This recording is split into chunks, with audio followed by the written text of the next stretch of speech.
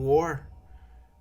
War never changes. Fallout is a franchise that has had its lore nuked just as many times as the United States government on October 24th, 2077. From Interplay to Bethesda, the canon of Fallout has mutated 1,000 times over, but that's not what we're here to talk about today. No, today we're talking about a very specific thing the Bethesda games, mostly Fallout 3, do to me. Like most people, including your parents now, by the way, I watched the new Fallout show on Prime.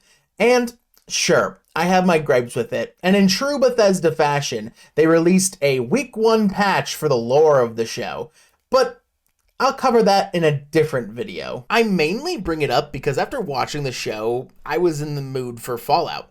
It honestly was the music that all hit the right nostalgia boxes that I was craving for, and Fallout 3 crept up on me like a jet addiction. Are these funny? God, what am I doing with the channel? See, Fallout 3 was not only my introduction to the Fallout franchise, but Bethesda as a whole. I have very vivid memories of being 8 years old, sitting in my parents' basement on the PS3, blowing raiders' heads off. But like any other PC Bethesda game nowadays, it just needs mods. I've played Fallout 3 a total of 4 times in my life, and except for the very first one on the PS3, the rest have all been on PC, so modding is nothing new to me.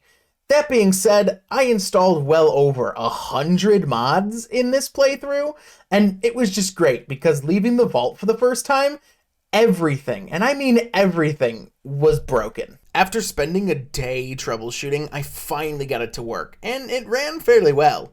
I did encounter a few bugs here and there, but the biggest one was just whenever starting the game for the first time, I had to console command kill myself, or the game wouldn't save. So every time I booted up, I had to remember to kill myself. The fix for this, surprisingly, I found on a forum from 8 years ago with someone having the same quick save issue that I was. And the top comment was to equip a fat man and, well, kill yourself. But it was time. With all the bugs fixed, it was finally time to sit down and actually play Fallout 3. This sucks. I was expecting waves of nostalgia and fun gameplay and exciting quests, just like when I was a kid.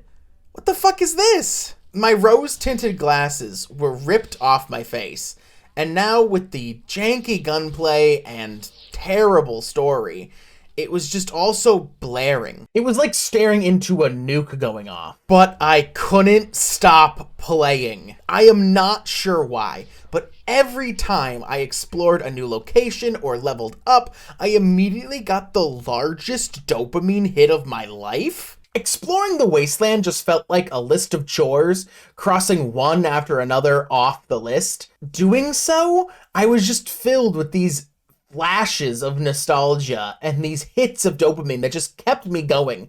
I needed to find all the bobbleheads. I needed to find all the custom weapons.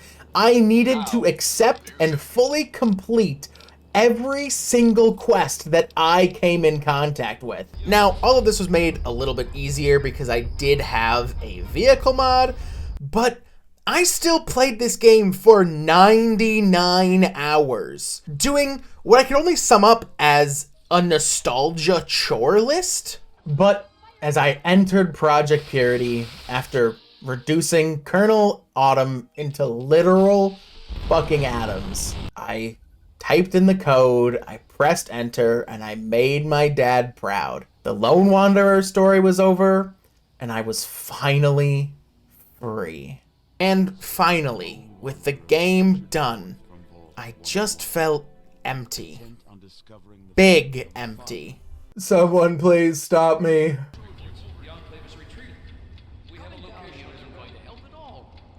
With the DLCs installed, it kept it going way past where I usually would stop, but it was cool to see what happened to the DC area after you activate the Purifier. I think one of the only reasons why Fallout 3 and other Bethesda titles keep me coming back is that there's just still so much stuff I've never experienced.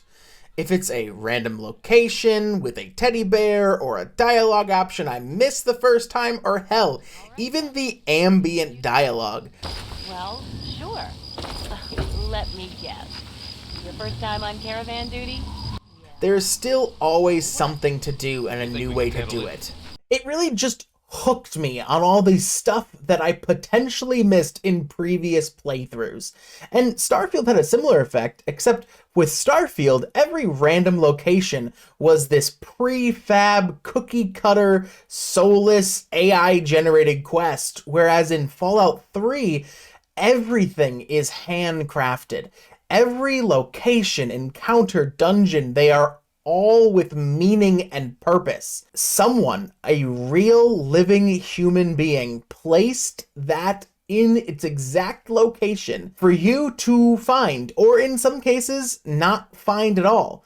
And I really think that's what makes Fallout 3 so magical and so special to not only me, but so many other people. You did it. You made it to the end of the video, and you found out the answer to the question proposed in the title.